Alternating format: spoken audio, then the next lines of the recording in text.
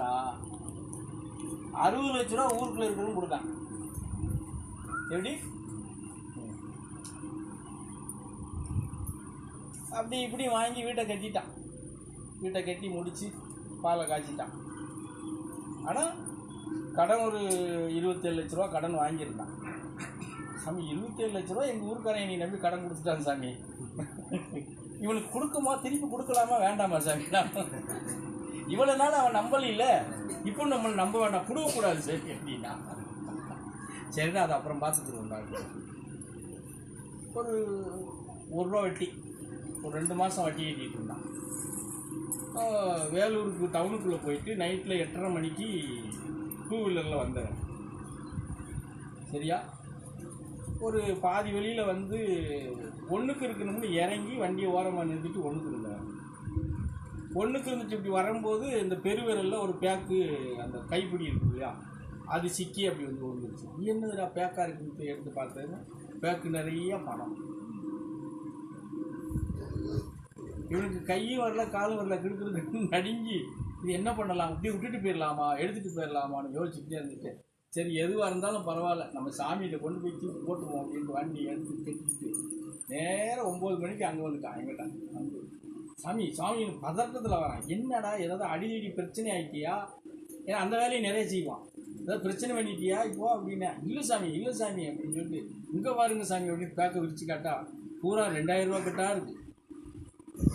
எங்கடா கிடச்சிச்சின்னா இந்த இடத்துல அந்த இடத்த சொல்லி சொல்கிறான். ஏய் பாவம், அவன் எதுக்கு வந்தானோ என்னத்துக்கு வந்தானோ எங்கே போட்டானோ தெரியலையடா அப்படின்னா, அதான் தெரில சாமிண்ணா. சரி அவன் வச்சிரு, அவனாவது புலம்பிக்கிட்டு வந்தானா கூட்டிகிட்டு வா, ஏதாவது ஒரு அடையாளம் சொல்லி வந்தானா கொடுத்துடலாண்டா அப்படின்னு சொல்லிட்டு நாங்களும் ஒரு 3 மாதம் வச்சுருந்தோம். அது வரைக்கும் அதில் எவ்வளோ இருக்குன்னு கூட நாங்கள் எடுத்து பார்க்கல சாமி, அப்படியே வச்சுருந்தோம். யாரும் தேடியும் வரல, கேட்டும் வரல, ஒன்றும் வரல.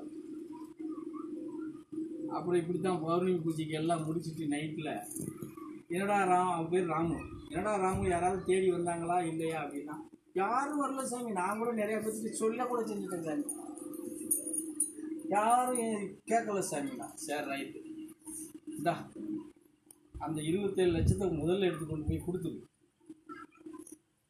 கடன் ஒழிட்டோம், கடன் கட்டுறதுக்கு தாண்டா வந்திருக்கு அப்படின்னு அவள் வீட்டுக்காரம்மா பூமணி இந்த இதை எடுத்துக்கொண்டு போய் கொடுத்துருந்தான் அப்படின்னு அவள் எடுத்துக்கொண்டு போய் அப்போவே கொண்டு போய் பணத்தை எடுத்து போயிட்டான். சரியா மீதி பணம் அது போக ஒரு 7 லட்சமோ 8 லட்சமோ இருந்துச்சு. அது அவன் மச்சினே அந்நியார் அவன் ஆக்சிடெண்ட் ஆகிட்டான். சாமிக்கு கேட்டு வந்திருக்காங்கண்ணா, அது அந்த காலேஜ் அங்கேயே கொடுத்துட்றான் போட்டு, ஏதோ ஒரு பாவத்தை தீர்க்க வந்திருக்கோ அப்படின்னு. சொத்து வந்துருச்சு. 60 லட்ச ரூபாய்க்கு வீடு கட்டிட்டா. புரிஞ்சதுங்களா? இன்னைக்கு மச்சான் அவனுக்கு தெய்வமாக கும்பிட்றான். மச்சினே சண்டைக்கு நின்னவன் அவன் செஞ்சது என்ன, 6 லட்ச ரூபாயை கொண்டு வந்து அந்த நேரத்தில் அவன் இதை நினைக்கல. இல்லை சாமி, இருக்க வீடு இல்லை, சொத்துல சண்டை பிரச்சனை, வேலைக்கு போனால் தான் கஞ்சி. தெரிஞ்சுக்கங்க, பல நாள் மழை பெஞ்சிருச்சுன்னா வேலைக்கு இருக்காது இல்லையா, ஆசிரமத்துக்கு வந்துருங்கடான்றவன் இங்கே வந்து தான் இருப்பாங்க. புரிஞ்சுதுங்களா? அவனுக்கு தான் முதல் குழந்தை இந்த பரதேசி அனுக்கிரகம் பண்ணி முதல் குழந்தை பிறந்தது அவனுக்கு தான். பேர் முதல் கொண்டு நான் தான் அவனுக்கு பழனின்னு பேர் வச்சேன்.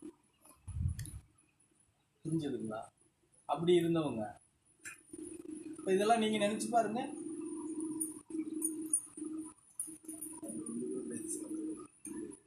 அதுக்காக எல்லாரும் அப்படியே பண்ணிட முடியாது இல்லையா? அந்த நம்பிக்கையை சொல்றேன். நம்பிக்கை, அந்த எப்படி சொல்றதுன்னா பார்த்துக்கலாம், அந்த உறுதுணை, அவங்களுக்குள்ள இருக்கிற அந்த வேகம். தெரிஞ்சுதா? நம்ம என்ன பிறக்கும் போது எல்லாமே கொண்டுக்கிட்டா வந்தோம்.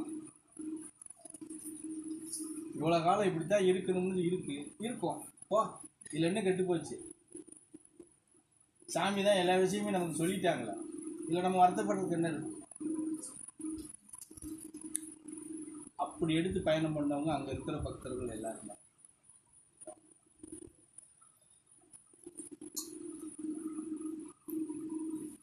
அந்த பூமணிங்கிற பொண்ணெல்லாம் புதுசாக பக்தர்கள் வந்தாங்கன்னா அவங்கள வந்து அந்த அளவுக்கு அவங்கள பறைசாட்டுவாங்க.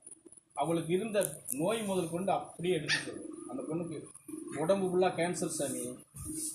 பூமணிங்கிற பொண்ணுக்கு 64 கட்டி இருந்தது. எப்படி இவ்வளோ பெருசு.